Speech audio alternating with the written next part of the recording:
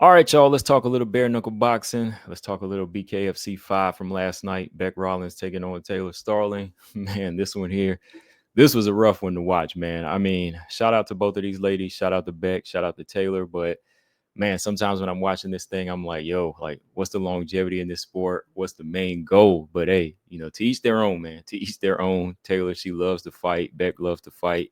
And I can't take nothing away from 'em. I mean, Bec Rawlings, she put it all on the line. Taylor Starling, like she always does, she puts her chin on the line like she does, and they make for a good matchup.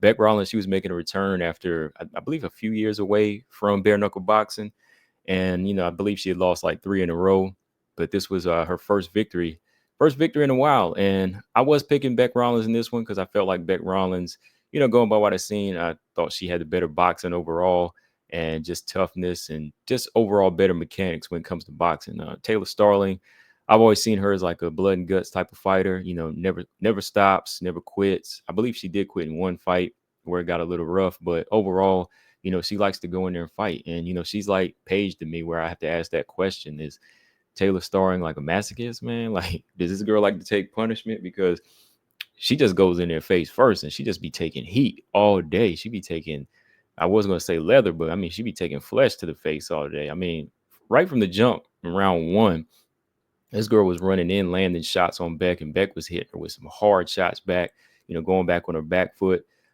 Beck, was landing some nice little shots in the clinch, where she hold the head and, be hitting in the clinch.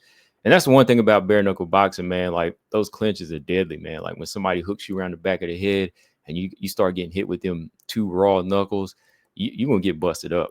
You're going to get busted up. That's the thing about bare knuckle boxing. Like, you ain't going to walk away without a couple of shiners, a couple of medals in there. And both of these girls were covered in medals, more medals than any Olympian I ever seen. So, Bec Rawlings, she comes in there, clinching up the head, landing some dirty boxing clinch shots, and then she scores a knockdown off the back foot in the first round.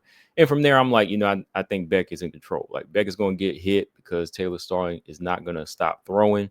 But overall, I think that, Bec Rawlings was in control of this fight. Like, every time Taylor Starling would step in with like her little flurries, you see Beck just settling in with these quick right hands. Like, she's not even setting these right hands up with the jab, man. That's the thing I have to, give Bec Rawlings credit for, like her quickness. Like, over the past few years, she's been getting better with that right hand.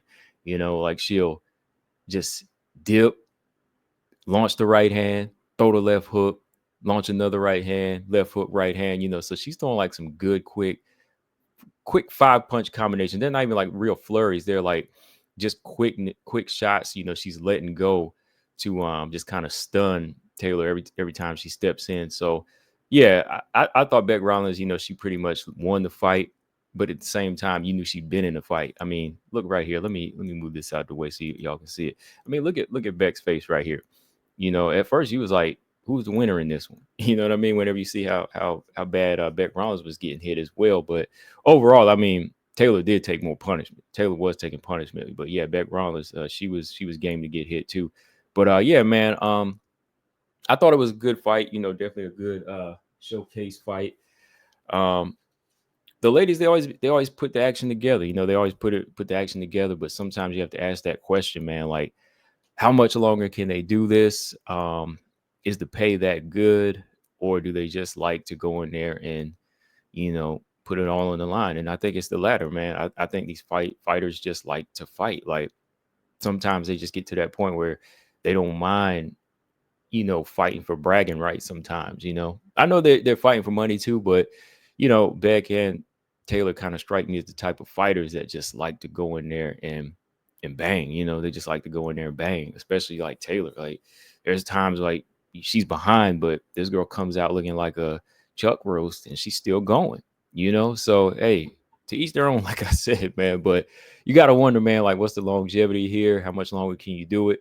My thing is, like, bare knuckle boxing to me has always been like an exhibition thing, where it's like a get in, get out type of thing. Like, you might want to test yourself 2 times a year, but you only want to do it for like a couple of years. You got to have that recovery time in between, because these fighters be getting their brains scrambled worse than like fighters in MMA sometimes. Sometimes seem like you rather take a head kick than these shots they be taking, because there's more knockouts here in BKFC. So I hope that Taylor Starling is stacking the money up here. I hope she's making enough money to say goodbye at some point.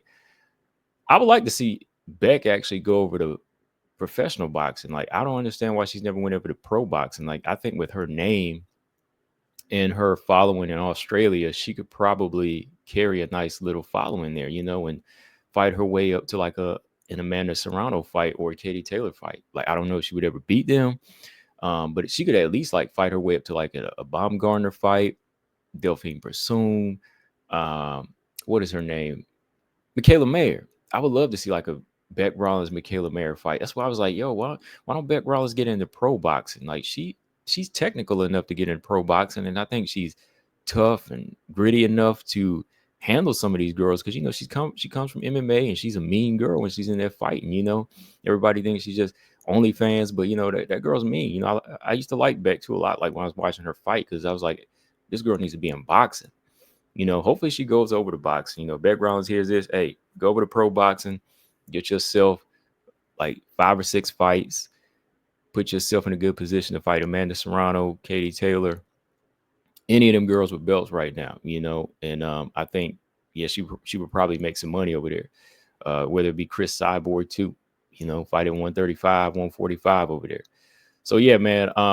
Shout out to the ladies over here, but let me know if y'all seen this one. What do y'all think, man? Yeah, Taylor Starling, man. She been taking some punishment in these fights, man. I don't know if she needs to call it a day, or if she needs to tighten up on skills, or what. But I'm not gonna knock her. I'm not gonna take away her hustle if that's what she wants to do. I just hope she, takes a little recovery time and give her brain some time to recover, man. Whew. But yeah, that's all I got on this, guys. Check it out if y'all missed it though. Comma Breaker 99. I'm out. Subscribe. Peace.